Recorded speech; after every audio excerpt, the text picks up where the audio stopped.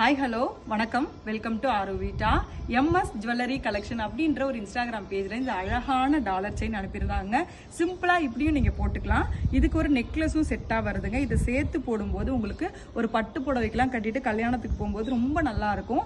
அவங்க கிட்ட பாத்தீங்கன்னா ஐம்பன் jewellery, 1 gram jewellery, bridal jewellery, semi bridal jewellery, அது மட்டும் இல்லாமல் இப்பெல்லாம் சோக்கர் நிறைய பேர் போடுறாங்க, கழுத்து ஒட்டி கல் வச்சு.